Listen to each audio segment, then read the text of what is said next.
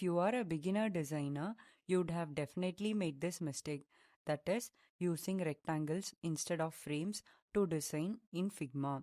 This is one of the mistakes that you are committing. In this video, I'll clearly explain the real difference between frame and rectangle and when you should exactly use each one of them. Now let's start with the basics. You can say this is frame and this is a rectangle. Now I'm going to click the frame and place it over here. Likewise, I'm going to select the rectangle and place it over here. Now I'm going to add a rectangle inside the frame. Likewise, I'm going to add a rectangle inside this rectangle. This is not visible, so let me change the color. You can see this rectangle is inside this frame, but here you can see there are two different rectangles. Now if I move this frame, this rectangle will move along with this frame, but in this case I have to select these two rectangles, so then only this will move together. In case if I select this one rectangle and move, both the rectangles won't move together.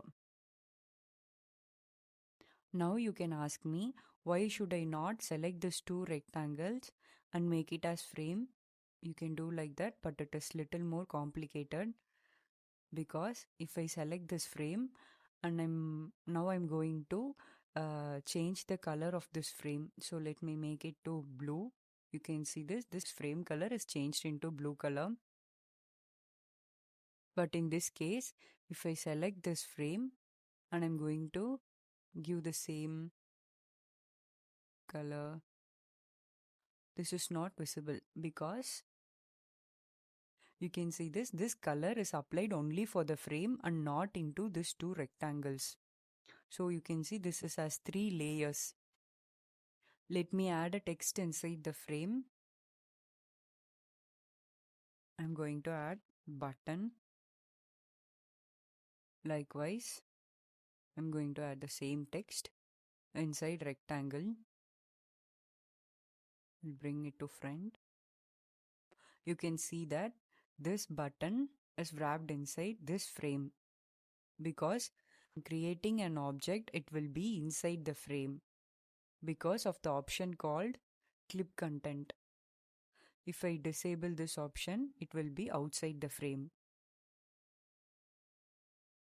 In rectangle, you should manually adjust the size of the text according to the size of the rectangle. So this will be more complicated. You're designing a mobile application. Also, you can change the size of the frame. See, many options are available. You can change the size of the frame according to your requirement. This option is not available in rectangle.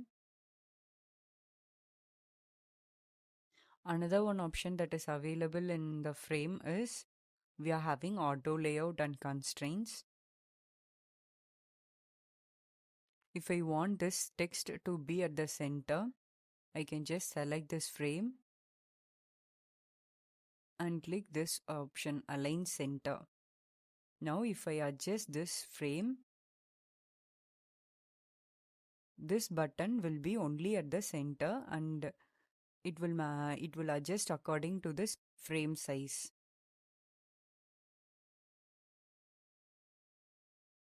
So if I want this button to be at the bottom and in center, if I'm adjusting the frame size, it will remain only at the bottom, it will not change.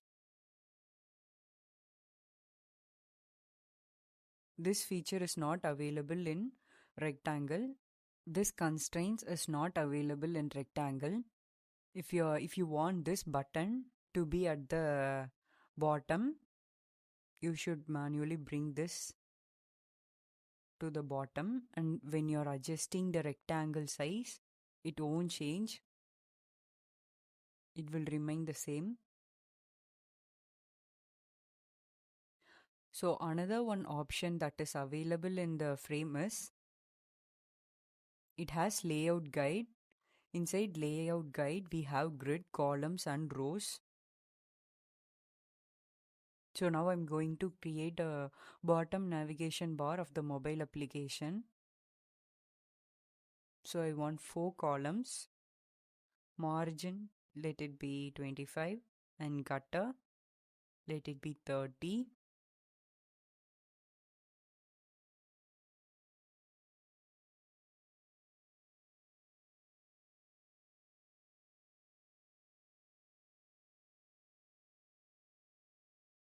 I'm going to add this icons inside this frame. You can see this, it is so this grid option helps us to align icons properly. This feature is not available in rectangle. Constraints and auto layouts work well only inside the frames.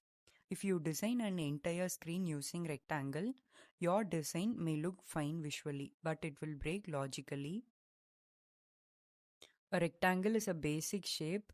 It is mainly used for visual purposes and not for layout or structure.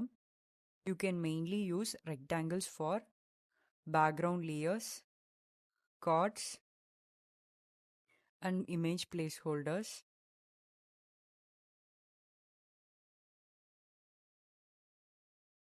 If this explanation helped you understand Figma better, like this video, subscribe our channel and comment below what concept you want next.